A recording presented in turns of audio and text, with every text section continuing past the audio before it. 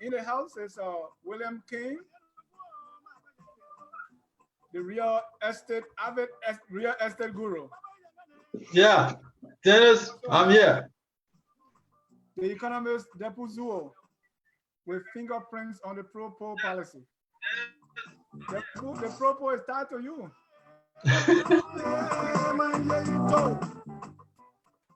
Gentlemen, welcome to Focus on Liberia, and we have a very special guest who's joining us from Liberia, from Alabama. No, from Liberia by way of Alabama. And yes, that's true. Mr. Eric, Mr. William King, welcome, and I turn that over to you. Thank you. Today, everyone, thank you for joining us on Focus on Liberia, the Business and Economic Forum. We're very happy to be here once again.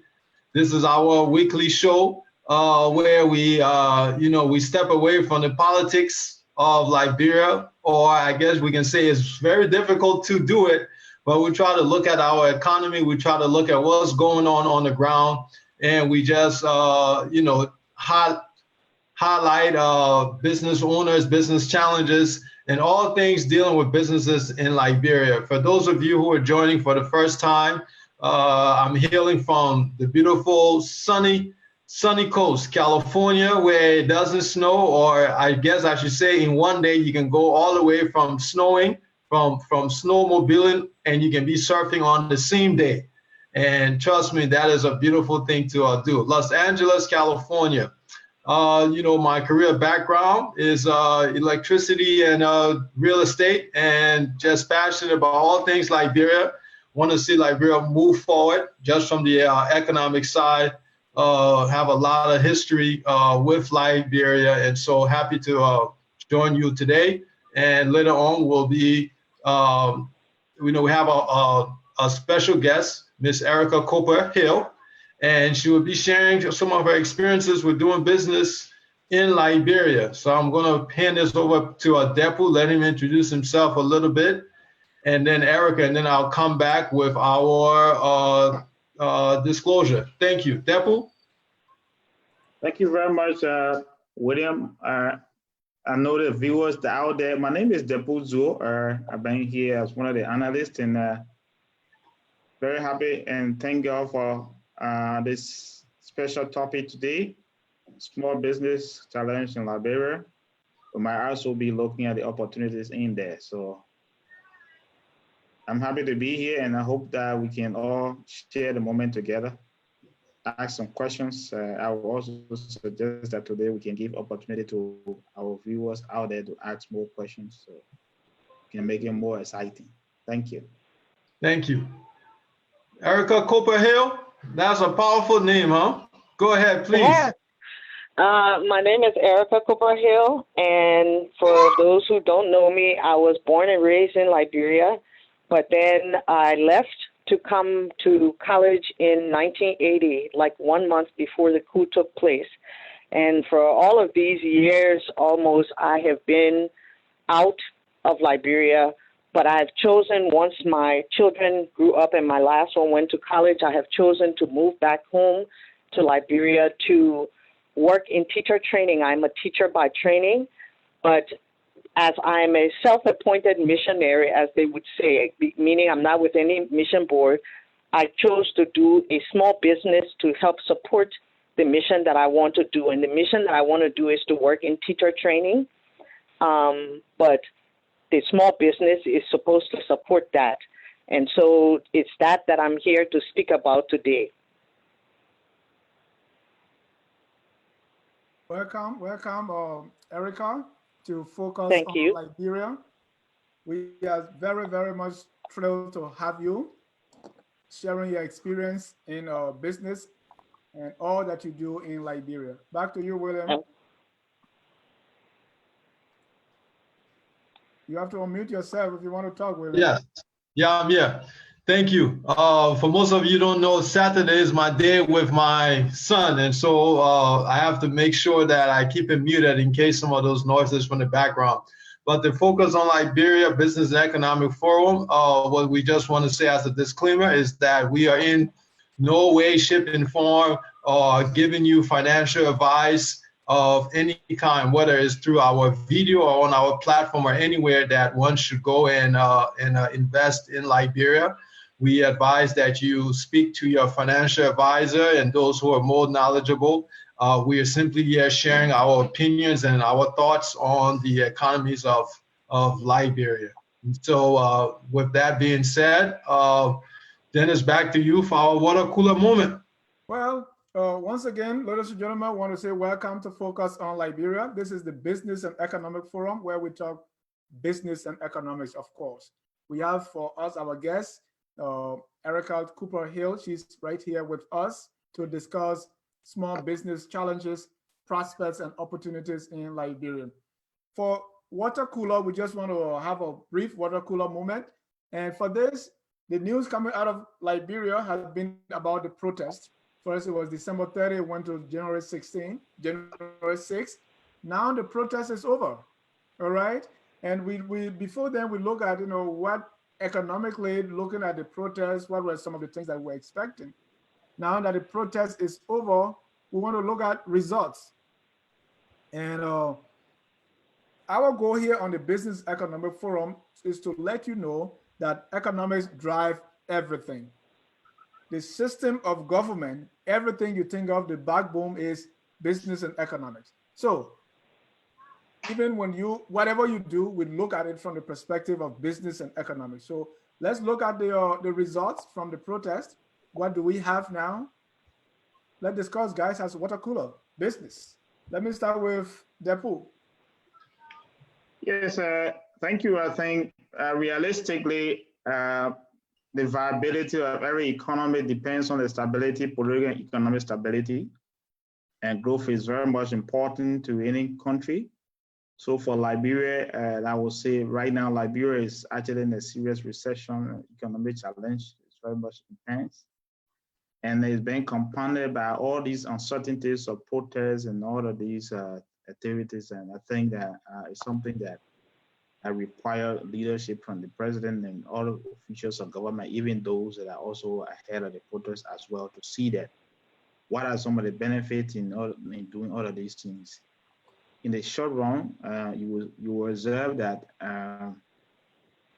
it will distort market a little bit, cost prices. In fact, many people stay away from the market and production will decrease.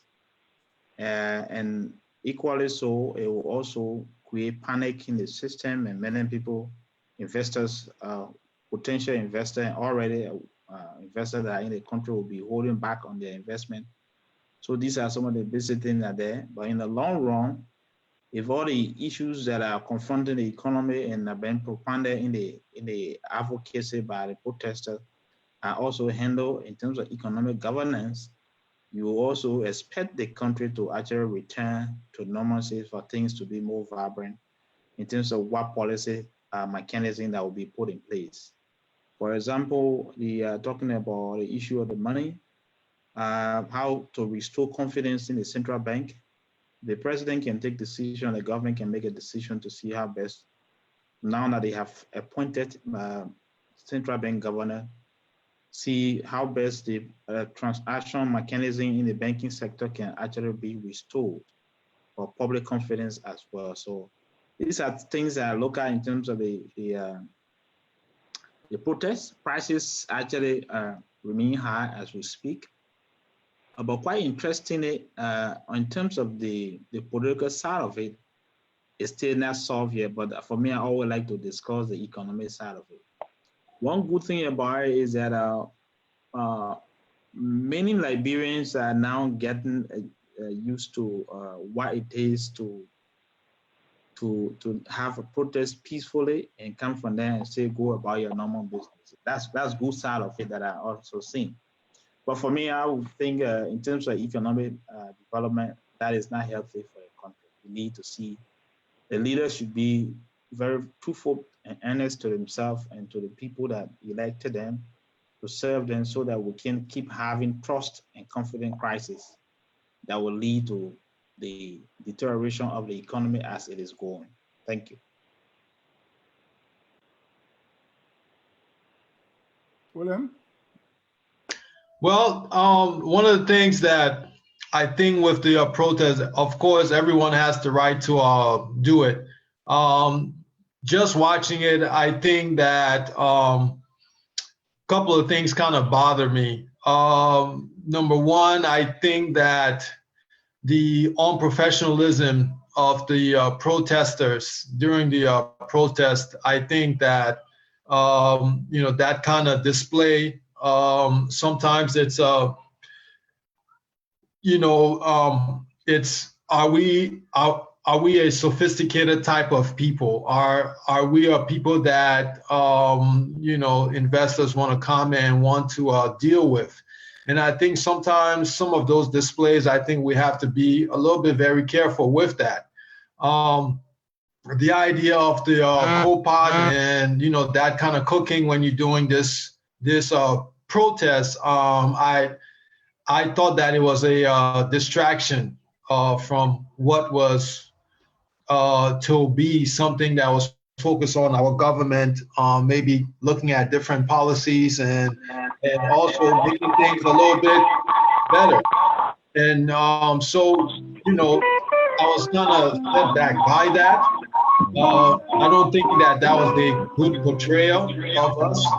And also the way that our government reacted. Of course, we've seen that reaction from different governments, whether you're in China or different places, how they handle protesters.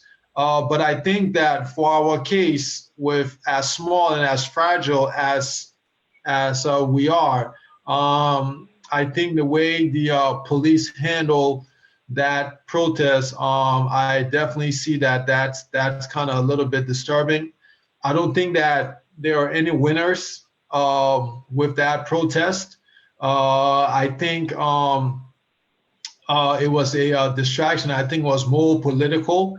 I think it definitely hurt us. I think it kind of caused a lot of uncertainty, and also it kind of fragmented our populace. So a house, the saying goes, a house divided cannot stand. And I think that it showed too much that we are fragmented, and also that that we don't have maybe a high respect for authority, and vice versa, that those in authority have not yet figured out how to engage in a meaningful way and engage in a constructive way and a productive way our Liberian people, so that we can move our country forward. So I think those things I think a little bit bothered me, especially when we come in and we're talking about economics and businesses and so forth.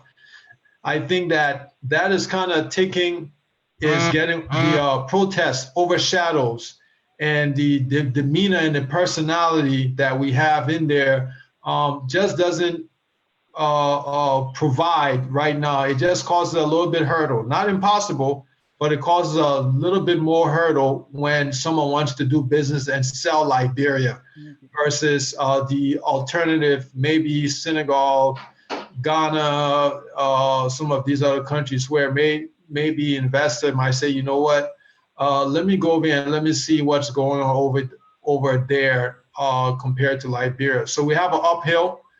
I don't think it was at all productive. I don't think the results show. I think it kind of hurt us. Thank you. Thank you.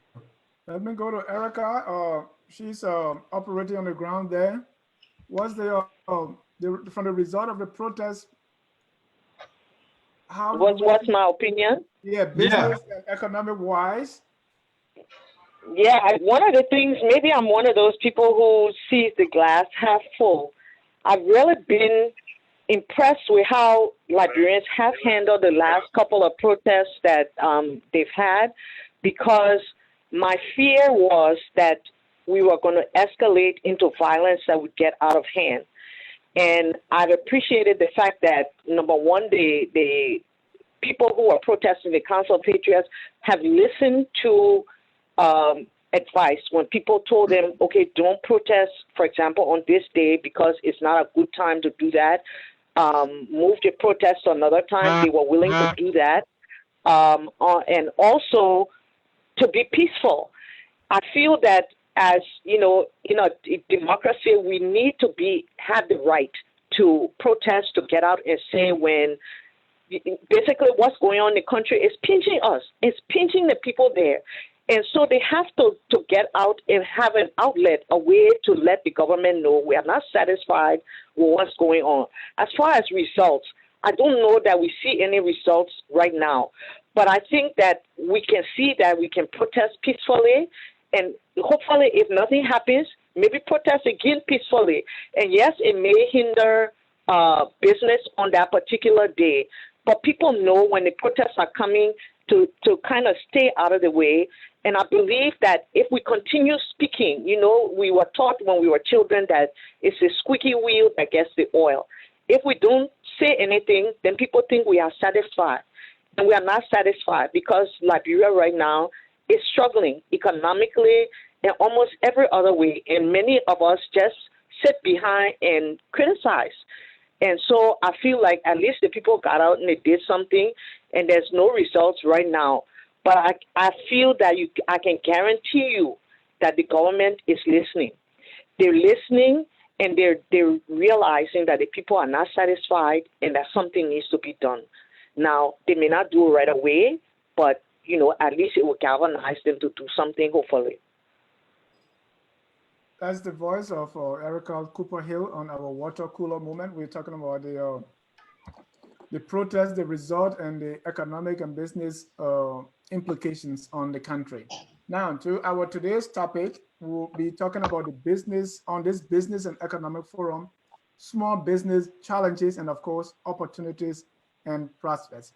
And for this, I turn it over to William, who's going to be leading this discussion.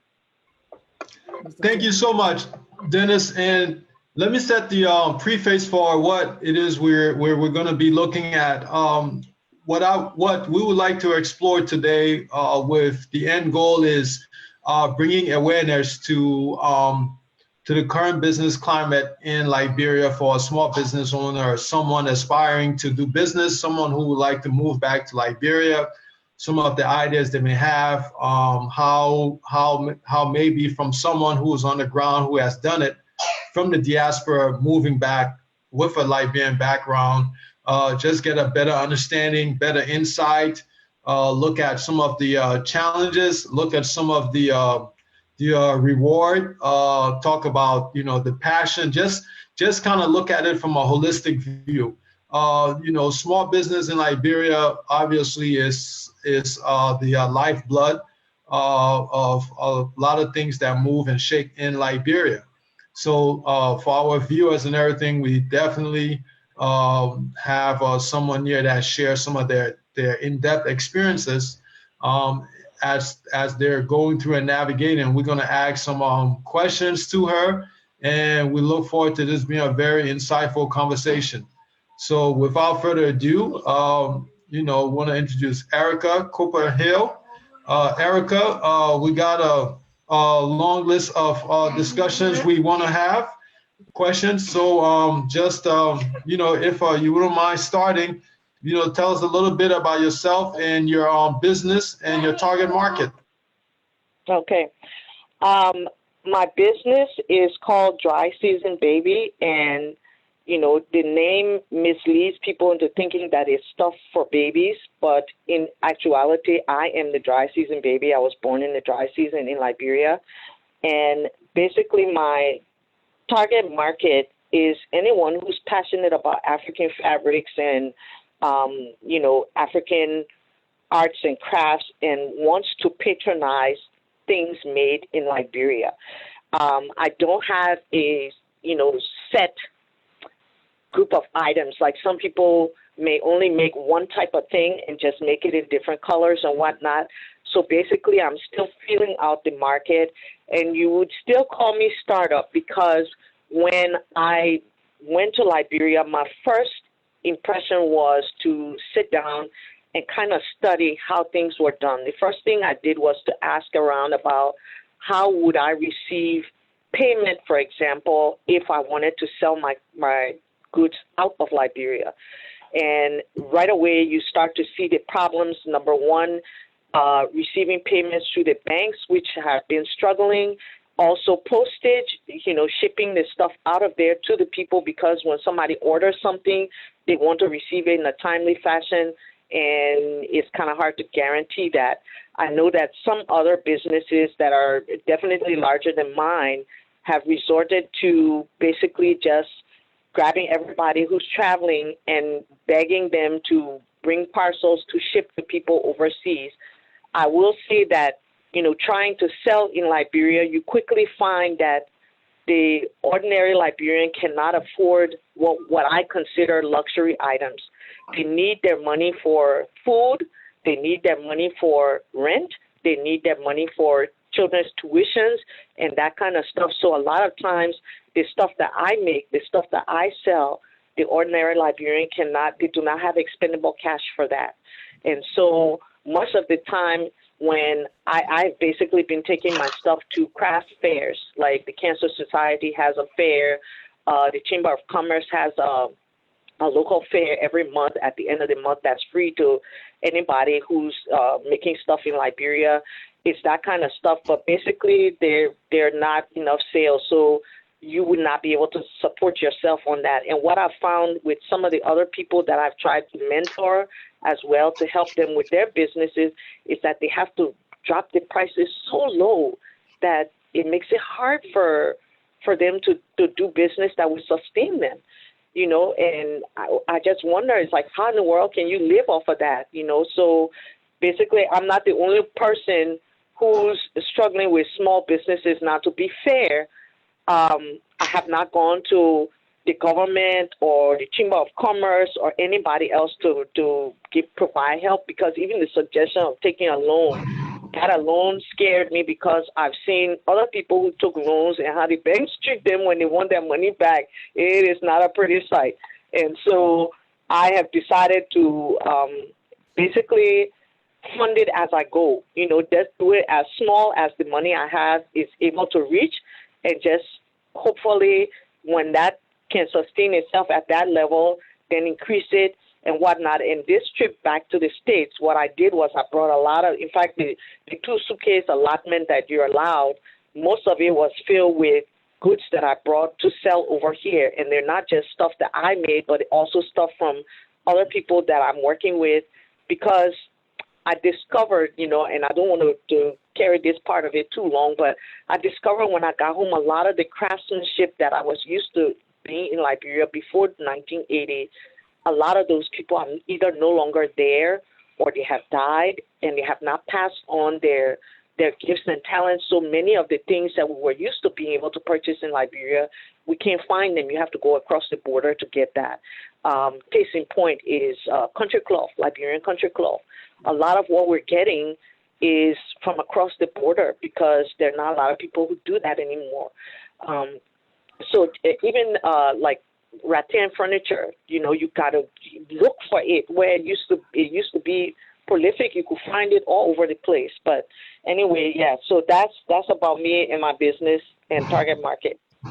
So Erica, let's talk a little history. Exactly how long you've been doing this in Liberia now? I've only started for about 1.5 years, and like I said, it's just small because I don't have a brick and mortar store. And that is also because of finances, because I would need to take a loan in order to get a store. And so I don't have a store. So I do it out of my home, and I just take it to craft fairs or, get somebody to bring it to the States to try to sell for me. So, yeah.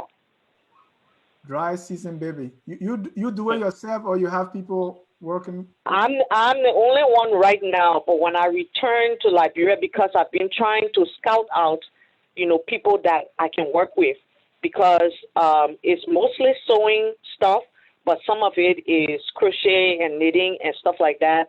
So either I have to find people who are already skilled in that area, or I have to train them myself. And, I haven't had the time to do very much of that. I have one young lady that I've been working with, and and I'm trying to earmark some tailors and stuff to work with. Oh, that's great. I like it. So Erica, tell us. I mean, you said something. You said a lot. You said a lot. Let's talk about something here. You said you have to bring your items in a suitcase, right? Yep. Let's talk about that. So, right, we're all the way across the Atlantic Ocean, and you have products, and I want to buy it over here, but I'm constrained. So, Yep.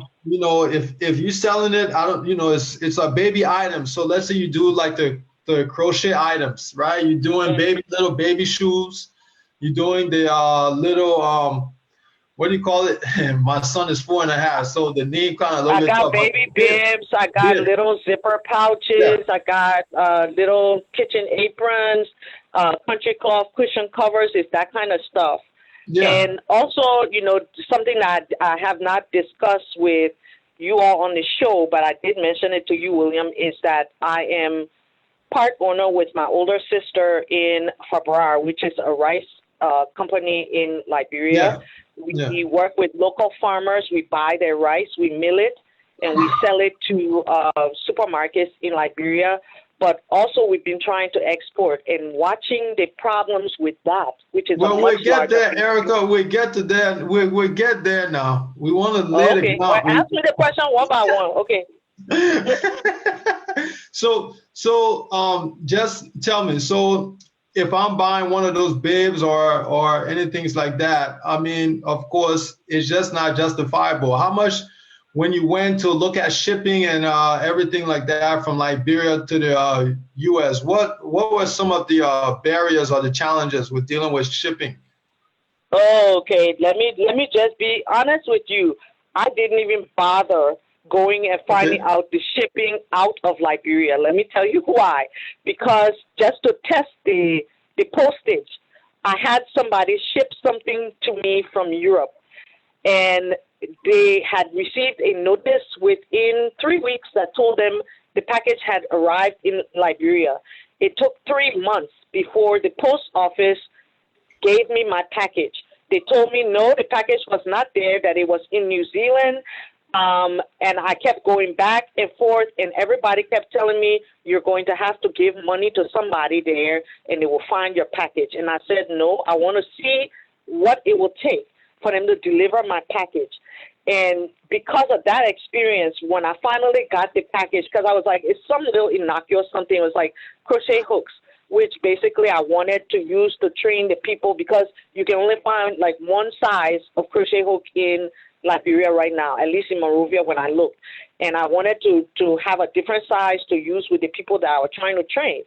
So I ordered it, and I asked the person to ship it to me so I could test the postal service. So right there, I knew that there was a block with it. And experience talking to other people of shipping stuff out. Some people told me, oh, your stuff will get there. And I'm like, yeah, but when? They couldn't answer that. And observing other people and what they did, I decided not to even try that route. So a lot of times, for example, I post pictures of my items on Instagram. And I had somebody here in the States say, well, how can I get this stuff? And I said, you can't, because in the States, there was no way I was going to promise somebody here that I would get something to them, not knowing how I would get it to them. So essentially, I waited until I came and I brought stuff. I decided not. Correct. And I posted it on Facebook. And then, some people started querying, how can I get it, and that kind of stuff. Because once I'm in the States, I can ship it out to other places in the States, or even elsewhere if I so desire, or if somebody so desires. But basically, I'm testing the market still. I'm still in that stage where I'm testing which is the best way, which is the way that will make the most income for me with the least expenditure and least headache. Now, how did that set you back? How did that set you back when you couldn't get those materials on time in terms of the training? And tell us, the people that you were looking to teach teach the trade to a new skill? Was there a delay? You said 3 months. Was that Yes, there meaning was that a delay, which they means couldn't make there money? was, yes, there was nothing being sold, nothing being made. So yeah, that's one of the hindrances to doing business there, because if you need something right away, you can't get it unless either you are traveling or somebody you know is traveling and can bring it back to you immediately. And when I say immediately, it's however long the person's trip takes. So yeah, and that's one of the reasons why, yeah, you can say that my business is not self-supporting. No, it's still just testing the waters and trying to see how I can make it, self-supporting. So Okay. But your products will be, when I saw some of your products, those products are very beautiful. Those are certain products that I think if you put it in any children's store here, people would really love to see. Have you thought about approaching any of the major kids stores here so you can make certain things in bulk? no, I hadn't, because that's the other issue, like you said, because while we're discussing postage and getting the stuff over here, if I get somebody who says, yes, I love this stuff and I want to order it, I've got to know how I'm going to get it back to them once I go to Liberia. And I make all this stuff, because making the amount of stuff maybe that the person wants might not be the biggest problem. The biggest problem would be getting it back here in a timely manner. So yes, that's a hurdle that I have to cross, and I haven't figured out yet how to cross that one. I've been hoping, like I said, you didn't want to get into Fabrar, but because of my association with Fabrar, and they're trying to ship a container of rice over, if we do get a container coming with rice, I will try to ship my stuff on that. In other words, many Liberian businesses try to pool their resources together and ship a container together. So somebody else maybe who sells palm oil, for example, or who makes artwork or whatever, if they have a container but they don't have enough things in the container, they go around, they ask other businesses, do you have something to, that's export ready that you can ship? It's those kind of collaborations that we kind of have to continue to foster and hopefully get going, because right now both the Liberian and American government are not being very helpful. That's the best I can say. Oh, all right. Erica, Depu, you want to join the conversation and also share your experience? Because Yes, you are just from the Propo land too. Thank you very much, Erica. It's a very good idea, good dream. Thank you so much for going to a market that is not a familiar market and selecting that as your market niche. I was wondering, when I listened to you, you talk about, not the local people only focusing on what they can consume than what they will buy as arts and crafts. So the question there is that what actually motivated you to have gone to a business? Is it something that you have passion for, or you want to look? Is this for export business or just for domestic consumption? What was some of your consideration? Okay, I will say this: I always wanted to go back to Liberia since I left. It was something that my father instilled in all of us, his children, a love for Liberia. And I felt like Liberia gave me an excellent education. When I left Liberia, I didn't appreciate it until I got here and I saw where we as Liberians who have been educated in Liberia stood amongst other people from around the world. Because of that, as a teacher, I've always wanted to go back to Liberia to be able to give back to my country what I felt like it gave to me. And doing the teacher training, which is what I want to do, I have to find a way to sustain myself. And what I do is I sew and I crochet and I knit. And so that was a business that I did on the side while I was here in the States. And so it was a natural outpouring of what I already did. And of course, at the time when I got home, I didn't know what people would be able to purchase or not until I actually put it out on the market. And I would see that, like I would go to a craft fair and there are other craftsmen there, people who have you know, the cards that they make where they cut out a shape and there's the tie-dye cloth or the country cloth behind it and that kind of stuff. That's a luxury item to a lot of people. And I sat side by side with some of those people making things like that. And our things were not selling. What was selling was the food table. You know, people have food provided there for, you know, to eat right away. The people are buying that, but they were not buying the other things. And it's not just me. Like I said, there are a whole bunch of other people who are trying to do the same thing because that's what they make. And so it's not like, okay, yeah, this is kind of the wrong thing to do here in Liberia. This is what I do. This is what, you know, my skill is. And so I figure the way I'm working around it is trying to find a way that I can make this economically fruitful for me. And, you know, if it requires that I export what I make, then I will do that. But if there's enough, because before we used to have enough tourists, we used to have enough expats who would buy this kind of stuff, but not anymore apparently. And so, you know, we still have to figure out. I want to foster craftsmanship in Liberia because we used to have excellent craftsmen, and I believe we still do. We just have to get them together and you know, show Liberians and the rest of the world what we are capable of making. And so that's part of my passion. So yeah, it may not necessarily look practical, but you know, that's what I'm doing. Mm-hmm. All right. So talk to me about Another this. thing that there is that as I'm listening to you is that there's an issue of first of all the market, the domestic market, and the external market, and you also have the issue of resources, raw material acquisition, where you get the material from to produce, the time to produce it, and the time to export, and all of these things are something that economically anyone will say it will be a very huge venture to have gone into something that does not have a quick sell. You know that, but in the long run, it's something, it's a brand that can be sold, that can be promoted through the tourism mechanism for Liberia. It will give recognition. But have you been able to look at a market in a sub-region besides United States? Like where specifically? You have the sub-region, you got Ghana, you got Cote d'Ivoire, you got other African countries that also develop something that you will see that the craft work from Ghana, they will have to put a Ghanaian flair to just show a symbol for the country and people will buy it.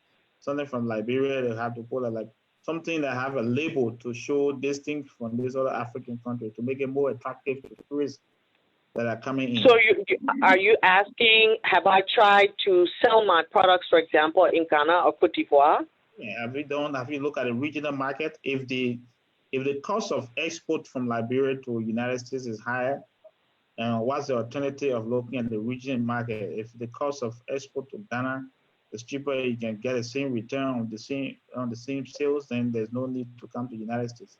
Maybe that's true. That's true. United States was just chosen. Sorry, I'm not letting you finish. Sorry. No, there's also a possibility that people from Europe will be more their presence in Ghana, Nigeria, and Gambia and other places. So these are some of the alternatives in terms of trade link, so that it doesn't necessarily have to be just a sales in America, when sometimes, in fact, not many people will be able to get this kind of a market open easily. Yeah. You know, it's a good idea, except for the fact that, yes, I lived in Ivory Coast from 1998 to 2000, where I did the same sort of thing there. And as in many of the countries around us, they promote their stuff. And, you know, so as a Liberian working in Ivory Coast, they were more interested in promoting Ivorians. And so I felt like, why don't I do it in my own country, in Liberia, as opposed to there? And trying to send it there, you know, I'm competing with a lot of other people because they do have a lot of tourists. They do have a lot of expats. And, you know, from time to time, some of my family members would travel to some of these countries and they'd come back and show me some of the things. Oh, look, somebody bought this for my child or whatever from Ghana, from Ivory Coast. And maybe I'm stubborn. Maybe I just feel like we need to be able to sell it from Liberia too. you know, and I feel like the input, the amount of money I'll have to put into send it to Ivory Coast will, I don't have it right now. And the only reason United States is even in consideration is because I travel here from time to time, and other family members travel here from time to time, and I have a base here in the sense that there are people here that I already know that I can contact immediately to try to sell these goods. So there's a reason why, not because of America as a country, because maybe that's why I haven't been to any of the stores to find an outlet that way, but because I really believe that I want eventually that outlet to be in Liberia. I want it to be in Liberia. I want to bring the market to Liberia, because if we, it was only about making the stuff and sending it elsewhere to sell it, yeah, eventually the money comes back to Liberia, because if it's coming to me for livelihood, I will use it in Liberia. But I want it there. That's just the reason. Yeah, I mean, What have you? Let me just before. I know that the marketing strategy is something that that's why I'm asking all of these questions. Have you been able to showcase some of your product on the airport or the Liberian airport for people who are traveling to know the brand name and know what it is? Because I know of a young lady who does this something with glasses, and they prepare beans and all of these other things with it. And some at the airport, they sell it at the airport or sell it in the local store. Even though it's not in a huge quantity, but people tend to appreciate it nowadays. As long as see at the airport, So yeah, I was on the plane when I left with a lady who runs a business called Jula House, and she makes different bags and stuff out of the the Ankara fanti cloth that we call it in Liberia, and other stuff. She has to bring the lining fabric with her, she says, to Liberia, meaning that she has like half of her resources she got to bring to Liberia, and she is the one going back and forth. And she told me she had to fight like tooth and nail to get a shop at the airport. And when I came to the airport, I did not even see her shop. When I got on the plane, she told me, "Oh, we got a shop in the airport." I said, "Where is it?" When she described where it was, I'm like, "But it's hidden. It's kind of under the stairway somewhere where you don't go, because when you come in, the airport traffic is directed a certain way because you're going onto your flight, right? You go in, you check in, they send you to customs, and then they send you upstairs." Wherever her shop was, I didn't see it. And she told me. And, I told her upstairs there are some shops that look like they're still open, but for all I know, they may already be reserved for somebody. But no, I have not looked into that. Have you also considered looking for either a competitor or some partner into the kind of business? Because it's a new idea. When even though it's old thing, people go into craft, all of these things are available. But the reality is that a Liberian going to such business, who are already, doing similar business. What do they do? Have you done some work to see how can you? Yeah. Like I said, this lady who does Jula House is technically one of my competitors. The other person, Mango Rags, done by Arshel Bernard, but we are all doing slightly different things. For example, the Jula House does mostly bags. I have some bags, but they're only one type, and she does several different types. The Mango Rags, they do a lot of adult clothes as well as children's clothes. I have some children's clothes, but it's not even quite the same thing. So yeah, I did look into who's there. And like I said, both of those competitors are selling their stuff a lot out of the country. And that out of the country is not to Ivory Coast or Ghana, it's to America. They're bringing it to America. And I've kind of looked at how they're doing it, but they have way more money than I do. And so I don't have the kind of capital to do what they're doing. So I have to do it the way I'm able to without taking a loan, and that's just what I'm doing. But I mean, you're giving great ideas. Like I said, all of those are great ideas to somebody, but realize that many of the people, for example, that I work with, they do not have the wherewithal to do that. I'm able to do that because I have a little more money than they do. So what about somebody in Liberia who wants to start a small business like this? They have no access to anybody in America. They don't have the money to get a store in the airport. You know, what do they do? You know, that those are the kind of things where we need to consider, because what I'm hoping that I will be able to do is to be a conduit so that other people who make things, who cannot afford to have a store, can sell through Dry Season Baby, so that Dry Season Baby products will not just be mine, but other people too in Liberia who don't have a brand name, who don't have a way to sell anything outside of their little area wherever they live and the people they know there. So, Erica, I see that you are doing two things. Business, also starting a revolution. Is that true? Well, let me put it this way. You know, I have rediscovered my country. I have gone back to Liberia, and I have come to the conclusion that we did not appreciate what we had. We really didn't. And I'm learning to savor every little beautiful thing about Liberia. I want to promote Liberian goods. I want to promote Liberian people. Yeah, we have our share of problems. We have our share of things that are bad about us that somebody else can complain about. But what we need to market is the good stuff. And we need to inspire a whole new generation who have grown up without the inspiration that I did. And, you know, to realize that there's a way out. We're not stuck. You know, many of them feel like they're stuck. I see a lot of young adults just roaming around doing nothing. And you train them with a skill. Forget sending them back to school. It's too late for that. Train them in a craft. Let them have an outlet in a way that they can make money from the craft. I will tell you a little side story. When I first went back to Liberia, through the church that I went to, I started teaching sewing classes at a community center in Chubo. I'm not sure if you are familiar with the area, but it's off of Oro, near Smite Road, if any of y'all know that area. But the little children there. William doesn't know, but I know. Oh, okay. no, I don't know. But Dennis, you know, okay. And anyway, the little children coming there and learning little things. I was teaching them how to make little bags. And just by telling them, you can make more. And I was teaching them by hand. This is not sewing machine because many of the children do not have current at their houses. So teaching them how to make little bags. And I say, you can sell this to your friends. You can sell this to your neighbors. Their eyes lit up.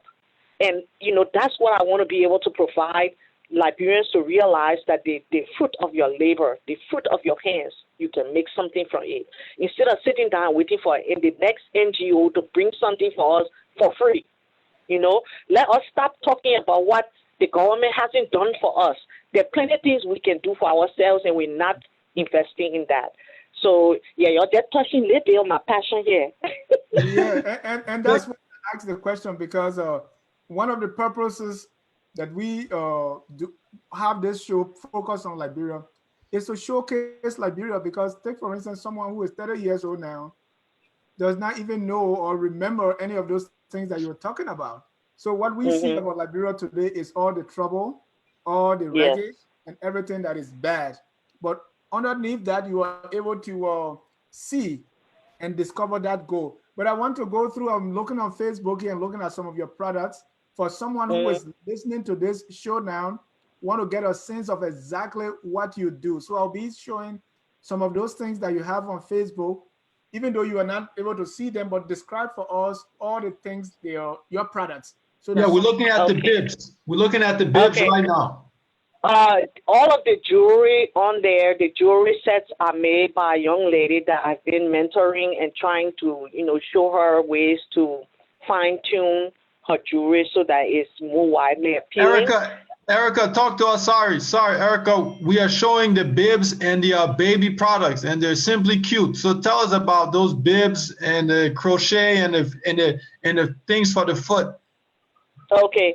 The bibs, like I said, they're 100% cotton fabrics on both sides. They're Ankara prints that I purchased right there in Liberia. All of the trims on that is 100% from Liberia. And I make those, it's my own pattern I designed drawing it on the newspaper and print and using it.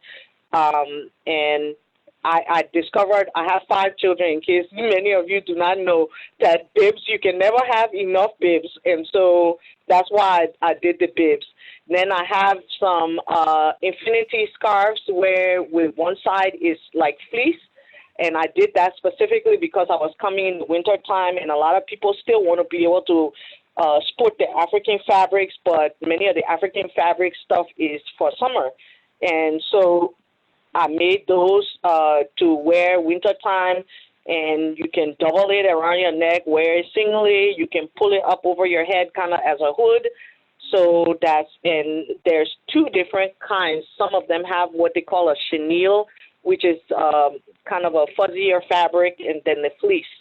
And they're different prints. What you see is what I have. I may not have put all of the prints on there, but in other words, like if a particular thing, if there's only one I have and it's purchased, then there's no more of that particular print.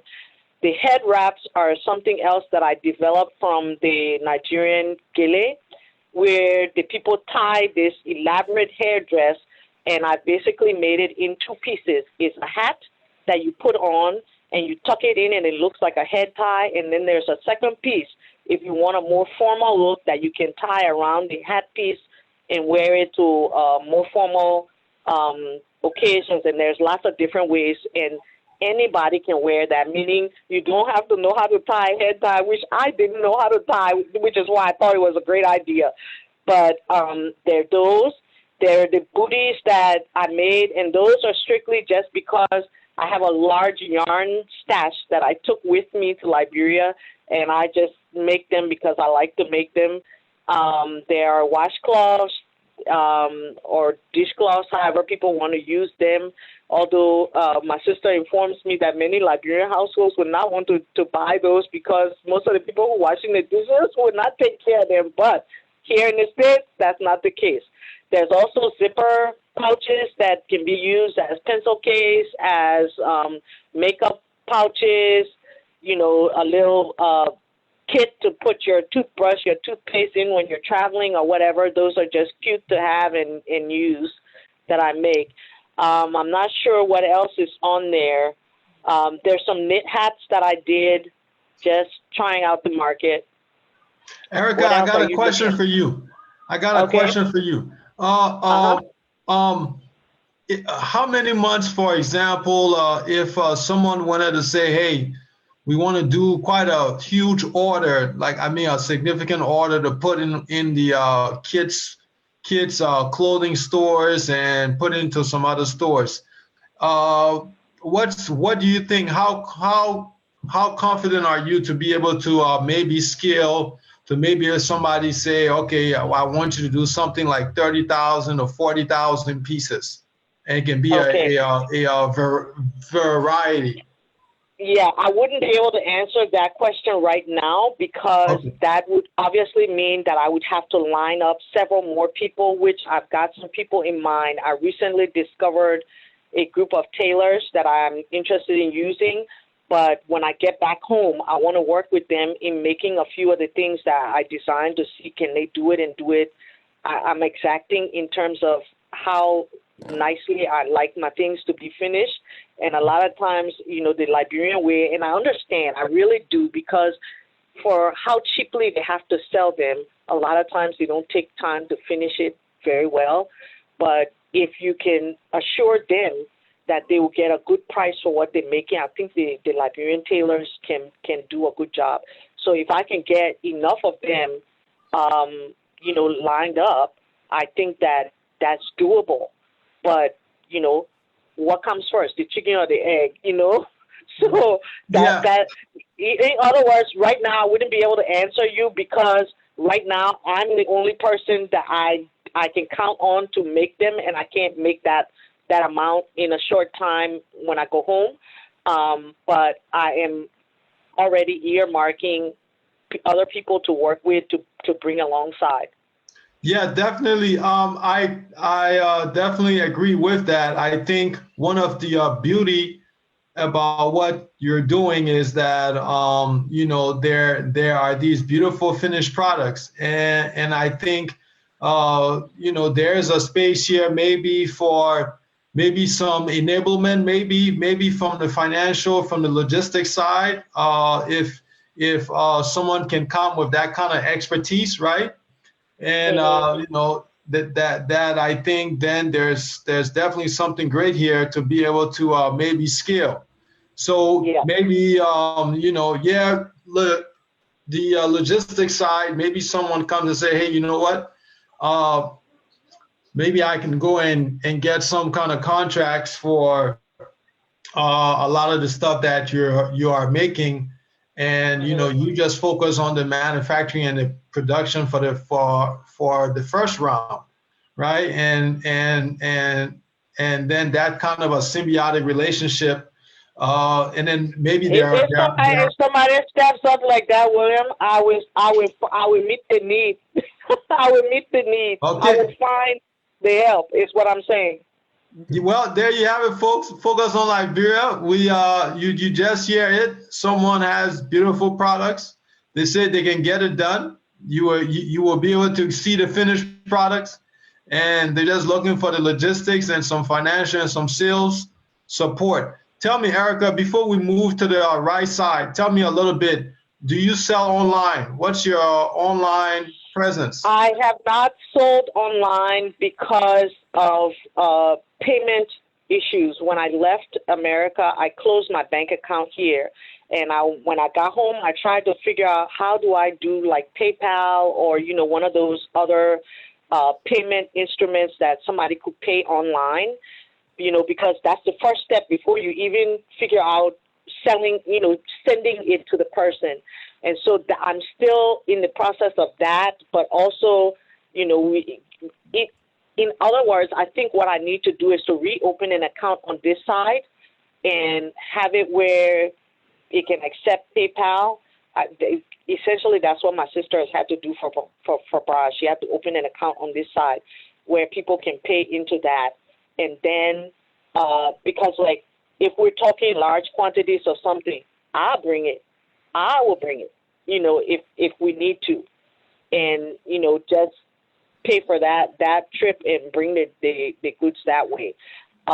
Because just to ensure until we can figure out shipping things, you know, how to get it there. Definitely. Well, that is very good. So let's kind of reverse engineering this now. So William, something here that's very important. Go ahead, Dennis. yeah, let me bring on some comments from Facebook. And Yeah. also, this is the Business and Economic Forum. We are discussing with Erica Cooper Hill on small business challenges and prospects in Liberia. If you want to join the conversation, the number to call is 605-313-6004. The code is 791403. Sometimes when you call, they say they will charge you 1 cent per minute. Come on, if that's 5 cents, please pay it. Call in and let's participate in the discussion.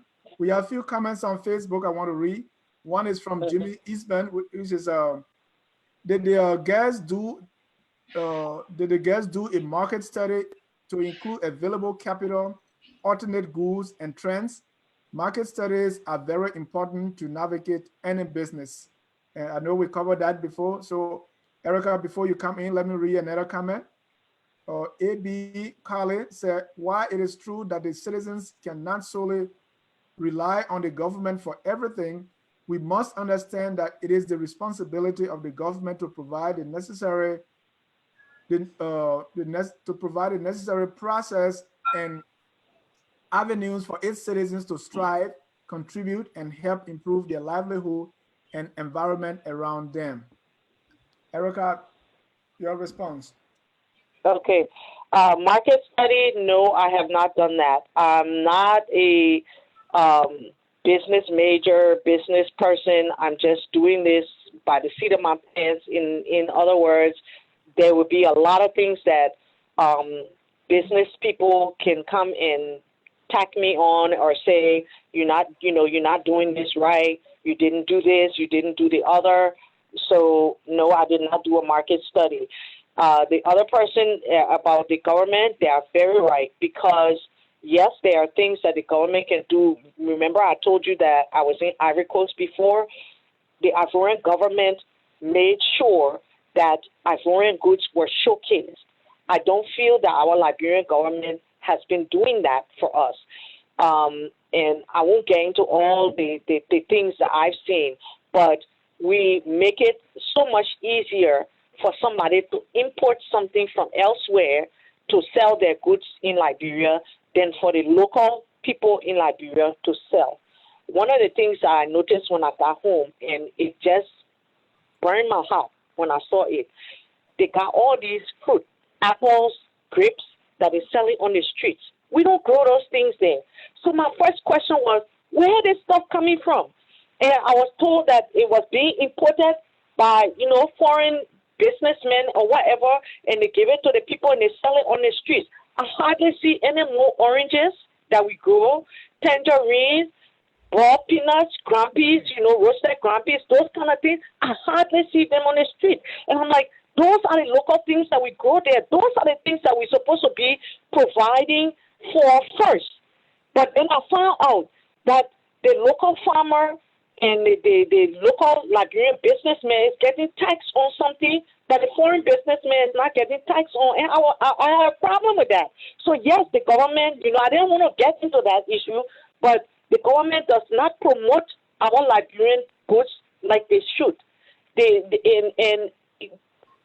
Let me tell you it right here. Because I seriously, I don't want to get into other things that I see where things from abroad are being bought and brought into Liberia and showcased, as opposed to the things that we got and we can make and grow right there in Liberia. No, that's true. And if you can, we want you to get into it.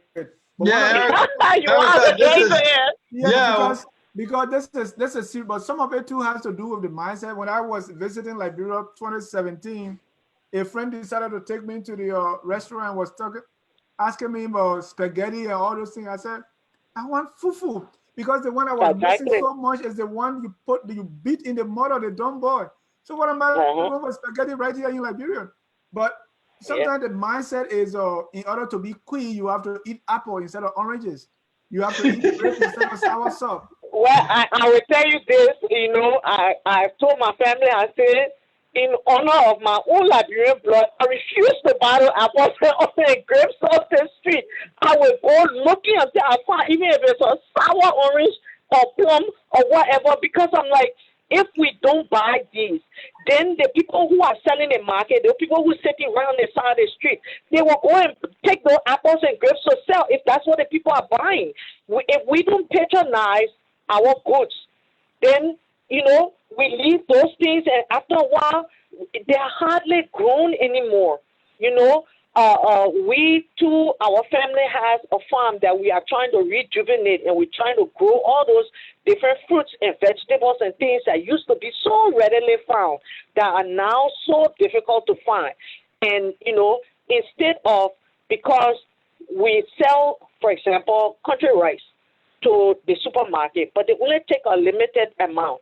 Well, we got all these farmers who coming to us and say they're looking for somebody to mill their rice so that they can sell it. They don't have any way to sell their rice and stuff.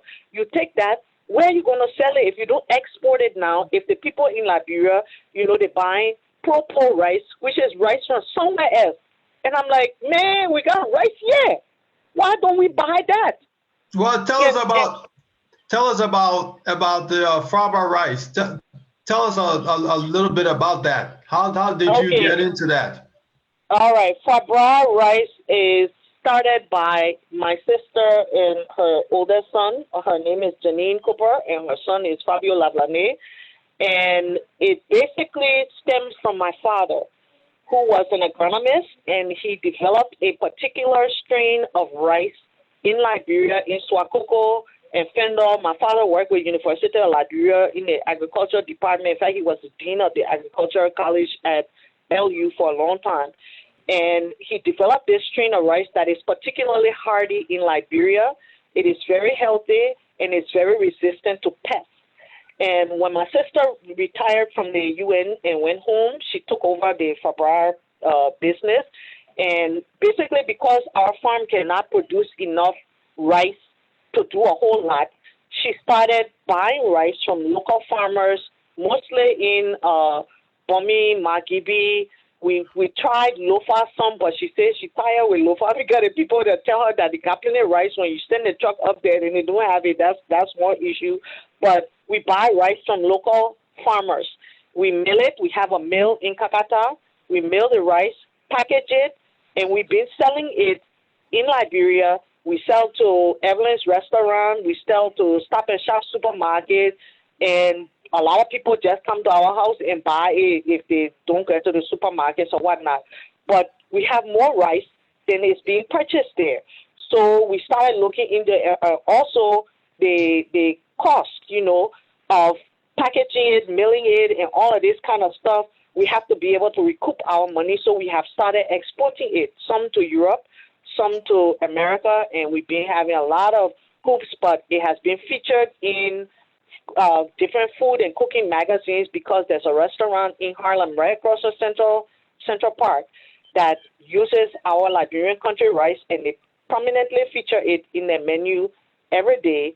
They purchase rice from us, but like I said, we had to be bringing it a suitcase at a time, because when we shipped it, the American government stopped it, saying, oh, no, this is not rice, this is a weed, that's all another issue. We tried to get the Liberian consul to go and help us to try to release that thing. Oh, man, it was a long headache.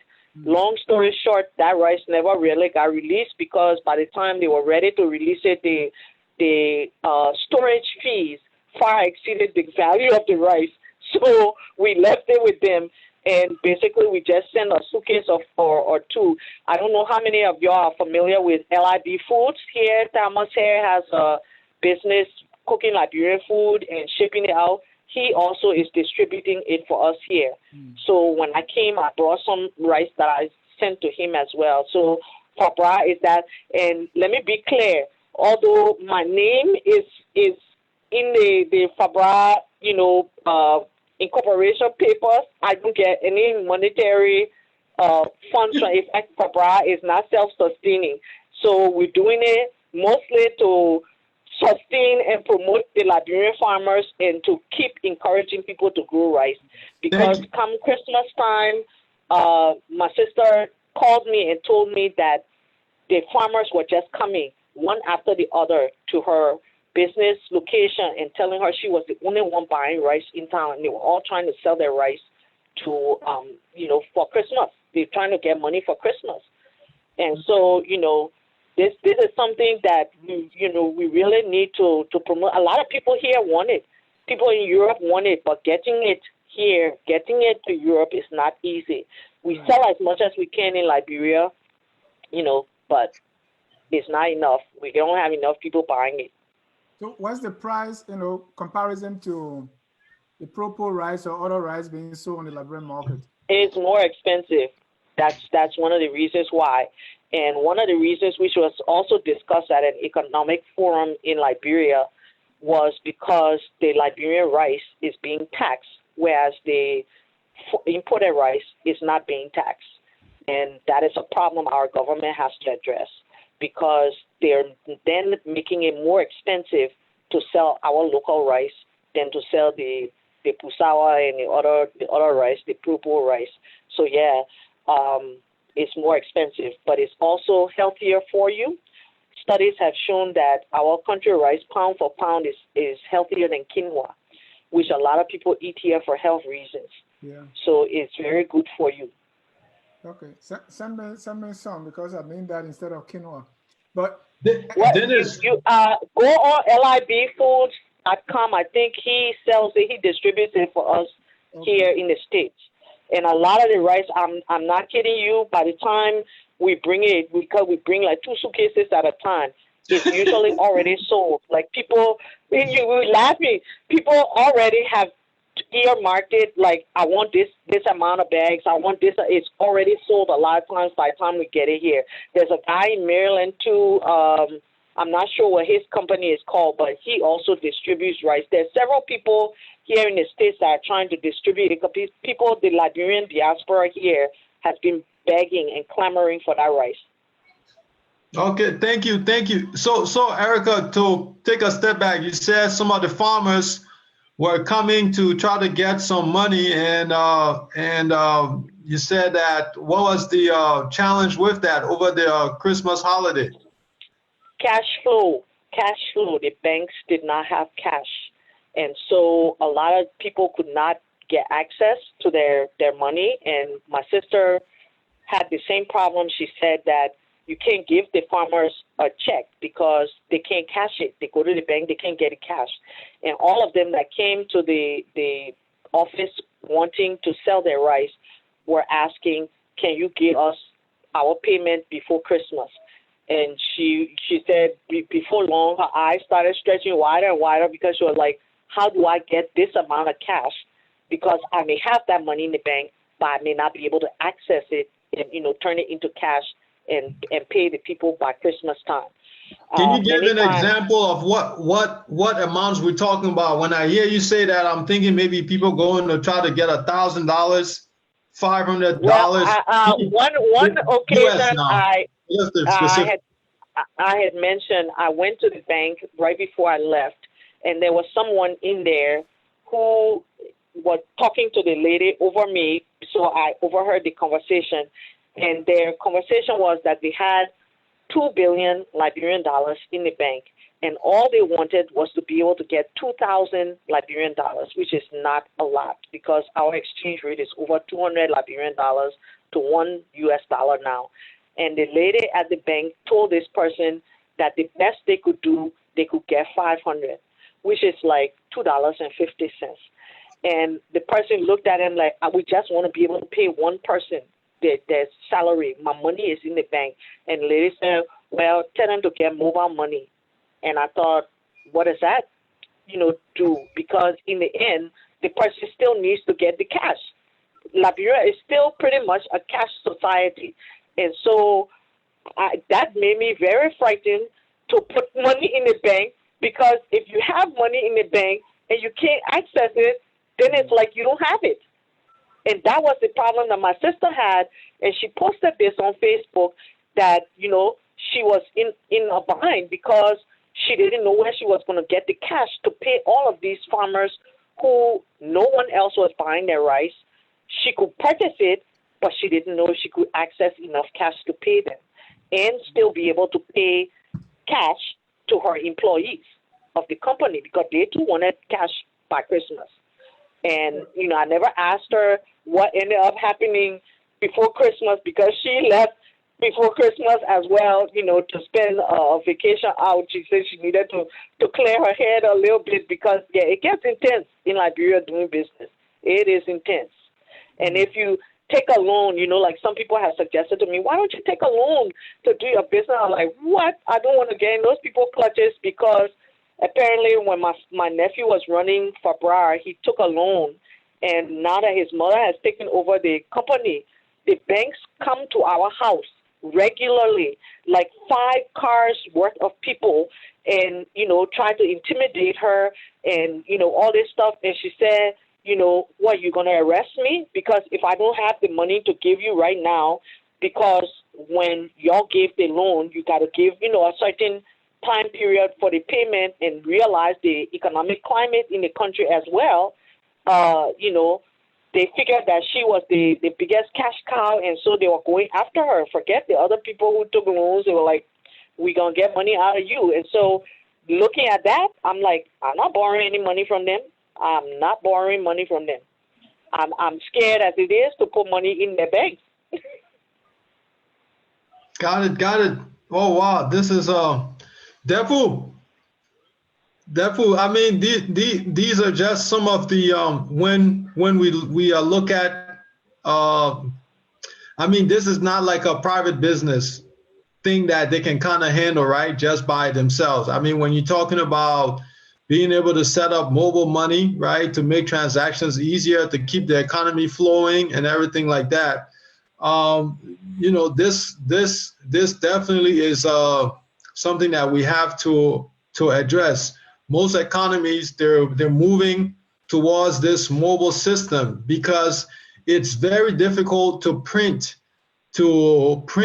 that this much money to make it available and keep pouring it into the economy. You know, you know, those are not things that you can, you know, say that okay, someone in business like Erica should be able to handle, or Fabai Rice should be able to handle. Those are some barriers that don't you think that other resources need to be available to remove some of those barriers from our government? Depu, thoughts? You mute. So just so you know, heads up, you mute. You got to unmute yourself, Depu. You got to unmute yourself. Okay. I'm Go sorry. ahead. I've been listening to see whether I can come on in now that I'm here. I know of Fabra project, and I've been doing some having some conversation with Janice on this, and even with government as well. One of the major constraints that there is besides the transportation, the packaging, the processing, you realize that in terms of the cost of producing one bag of rice is actually $3 higher than that of the imported rice, meaning that in any case, you will be producing at a loss. And in this case, government will definitely have to come in to subsidize the production of local rice. And if you want people, the local producer, to sell at a certain price, that means that you, as a government, you need to definitely be in a position to provide some of the resources and some of the outlets in terms of warehousing, transportation, and other things that will help the farmers to produce more. But the issue of the financial transaction and rest of it is that one is something that it has to be done through the monetary system, in the sense that besides Fabra having constraint with cash, even the gas seller, it came a time during the season, people had gas, but they could not have money to buy it. They will use a mobile money, but they go to cash out the mobile money, they couldn't have access.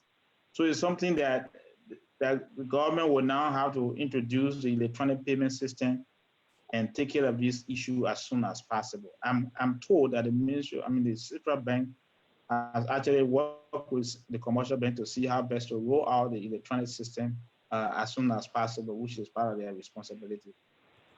But here is one thing that, from the conversation about the Christmas pay and farmers having food, this is one thing that will be the best mechanism if going forward, if the cash constraint remains.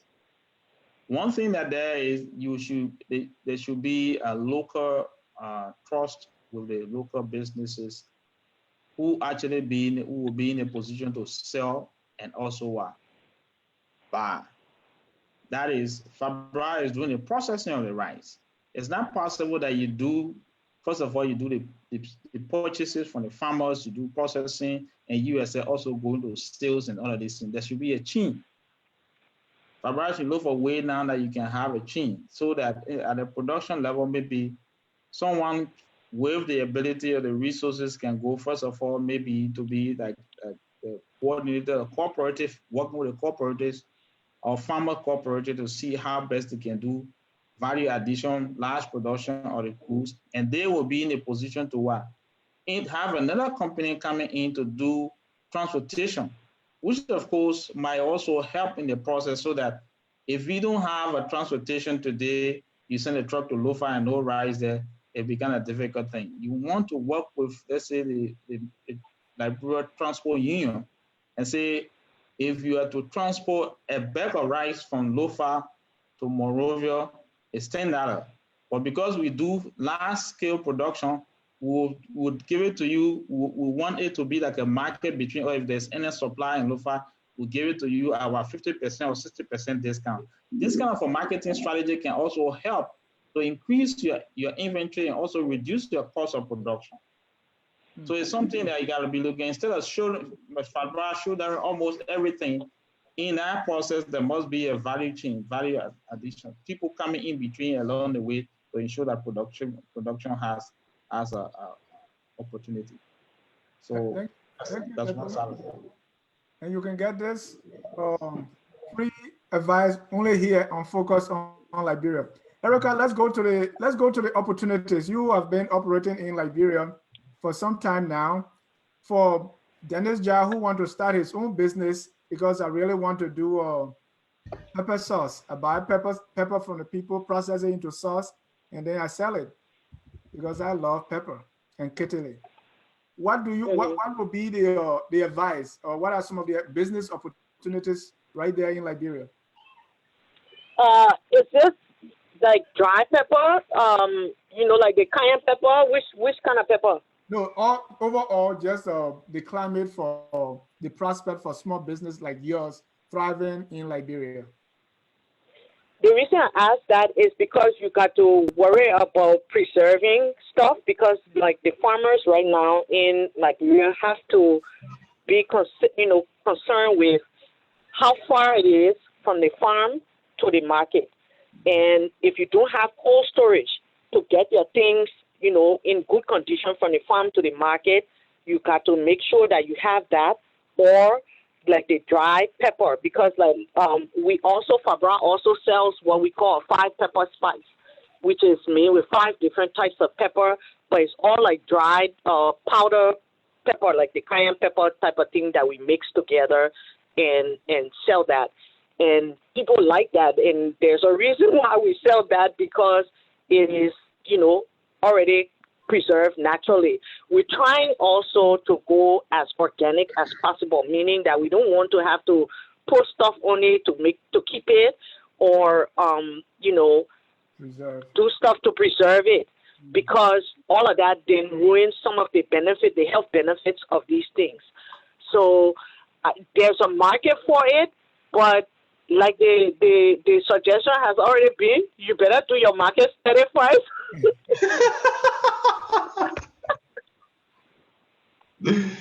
Dennis, I didn't know you were interested in getting into that. Talk to me, and maybe we can discuss a strategy that you can get into this thing very quickly. Okay. So that's what we are here for. I saw an article maybe about 6 months ago that was saying if you had $1,000, these are the 5 things that they would recommend if you want to start business in Liberia, and pepper was one of the things. So it seems like that you're on the right track. Erica, we want to be closing, but I mean, one of the things, your last thoughts and then your closing remarks, definitely. Tell me something about some experience you've had with Liberians and their perception of Liberia with investing. Are they encouraging? Are they discouraging it?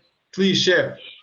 You mean the regular local Liberian? Who are you talking about? Or the government? Who are you talking about? I'm talking about from the diaspora side. When you approach them, what's their sentiment to invest? Are they pro-investment Liberia, or are they apprehensive? Well, I haven't talked to anybody specifically about that, but the discussion, at least as concerns with Fabrar, has been they're interested, but they kind of need to be directed. They need to know where can I apply my funds to make the best benefit. But then again, there are a lot of others who I've heard, and this is one of the reasons why I came on the show, who I've heard say to me, I've washed my hands off Liberia. That country ain't going nowhere. These are people that I grew up with. What? I'm serious. I have heard God forbid. And I say to myself, if we, the Liberians, whose ancestors have bled into that soil, will give it up, we are giving it to other people, because there are people there. And we know those people. They are making money off of our country, off of our resources, and off of our people. If we do not apply ourselves to make Liberia profitable, others will take it over. And I just the truth of the matter that I have seen. And that's one of the reasons why even this trip since I've been back, people say to me, are you moving back to the States? And I said, never. I'm not. Because I have seen now that if we do not go back and invest in Liberia, not just money, but our time, ourselves, if we don't, Liberia will be given over to other people. Yeah. And if you look in the Bible, that what happens when people don't take care of certain things, God take it from them and give it to other people. Okay, Erica, that's your closing remark. That thing that hurt him. That it? That is. Thank you, ladies and gentlemen. Once again, this is Focus on Liberia, where we put a spotlight on a passion of someone to see Liberia excel and succeed, and looking at basically working to produce something from the fruit of her hands. Erica Cooper Hill, Dry Baby Craft, and also co-partner, co-investor with Farba Rice. And she shares some experiences with us, and she's still dedicated, which speaks to us Liberians that, yes, it is definitely our passion for Liberia that puts us there. We want to thank you, Erica, so much for joining us. You're we welcome. want to be looking to invite you and Janine back as we do a little bit more in depth on the rice and the pepper. Okay. This is a show. This is the Economic and Business Forum. So we want to talk about things, business, the challenges, and so forth. There's so much. The topics are so wide and in depth. So to all our viewers, listeners on the show, tune in, please, next week. We have another segment, and we're gonna try to do a deeper dive into the pepper scene. Dennis or Depu or Dennis. All right. Erica, thank you so much for your time. There's a You're comment welcome. here for you. Prince Sagwe say, I just want to really encourage this sister to continue to do her best. And Prince, we want you to thank you for the comment. We want you to go beyond that and buy some of our products, or recommend them, or share them on your Facebook for someone to buy. He said, I'm very proud of her experience in promoting her business in Liberia, no matter the difficulties. So thank Yep. you so much. Our audience, our viewers appreciate what you do. Okay, thank you. Right. So viewers, we want to say thank you too for watching. This is Focus on Liberia. Tomorrow, Sunday, we're going to be bringing you our Sunday primetime show that will be a discussion on the ruling party, CDC. But before that, there has been a video that is going around. There is a girl who is talking about her house she was attacked by armed robbers. You know, the story is very sad as she tells this story. So we are trying to connect with her to bring her live tomorrow to explain the story. We want to bring more attention to this story. We want to go to Liberia. This is the only country we have. So when we hear stories such as armed robbery and killing people, it scares people away. And so we're going to be doing a deep dive into that story tomorrow. We want to thank all our viewers for watching. Continue to follow us also on YouTube. Subscribe to our YouTube channel. And what we do here is to elevate, to educate, and promote all things Liberia. Until next time, from all of us here, we want to say thank you again for watching. We're going to be joining you tomorrow.